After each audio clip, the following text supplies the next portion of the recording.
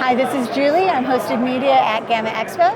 This is Ian, and we're going to learn about Sagrada Artisans. Hi. Yes. Yeah. So, what do you want to know? I want to know everything. Wonderful. So, basically, what we did is like, how can we make Sagrada better? No, I'm kidding. Okay. This is a fully standalone legacy game. Oh, wow. Built off of the core mechanics of Sagrada. Okay. So Sagrada is a very popular title for us. It's a game of dice drafting and window crafting. Yes, we love it.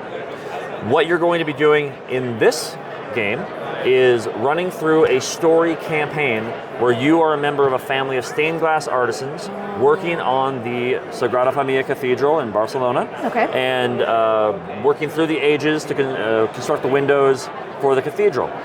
You'll also be, as you play, you're going to be building the cathedral. And by the time you finish the game, you will probably be as far along with the cathedral as they are right now anyway. That's a little joke. That is a little joke. So I like every it. player is going to have their own player journal. Oh, wow. And you're going to be playing, as I said, over a series of ages as members of these families. Okay. And the windows are going to be in this book, and you're each going to fill out your own. Each window is going to have its own objectives, its own special tools to use. Wow. And the first window is very similar shape to the core of Sagrada. In case nobody's ever played Sagrada before, you can jump right into this and learn how to play pretty easily. But as you play, the windows forego the standard grid and become more and more interesting and more creative because we're no longer constrained by the shape and size of dice. And what you'll be doing instead of placing these dice in your window as you play is you'll be drafting your dice from the cathedral board, and you'll be using these colored pencils to color in your own player journal. Wow.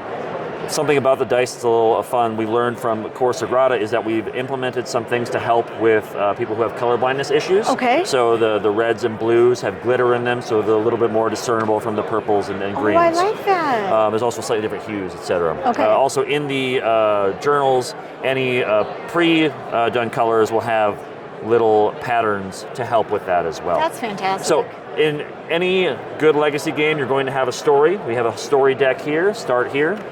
Don't read it backwards or you'll ruin the tale.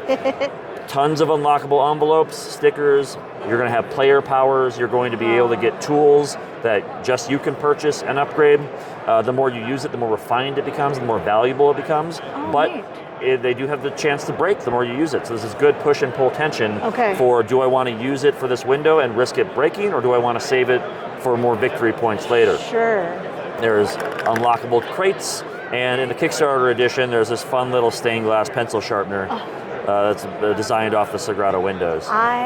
So in the once you're finished with the campaign story, if you're still itching for some more Sagrada Artisans fun, included in every box are 96 additional window patterns. Oh, wow. Some with repeats from what's in the campaign that you'll play through.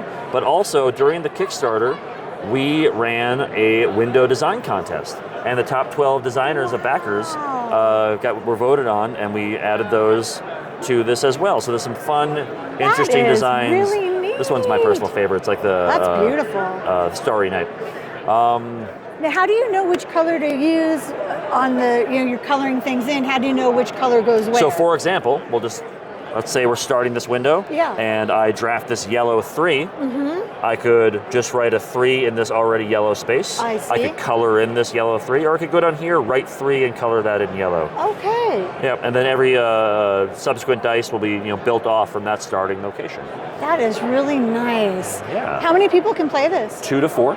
Okay. Yep. And how long does it, just like the first time playing? Each game will take you just under an hour. Oh, yeah, it's a little bit longer than the core game of Sagrada. Okay. Because each game is a little bit longer to play, yeah. And what's the ages on this? The ages for this is 10 plus. Nice. And so 2 to 4 players and 45 to 60 minutes to play. And the MSRP? The MSRP will be 75. So when does it come out? This is going to be a Gen Con release. Oh, Kickstarter backers should start seeing them shipping out in July ahead of Gen Con.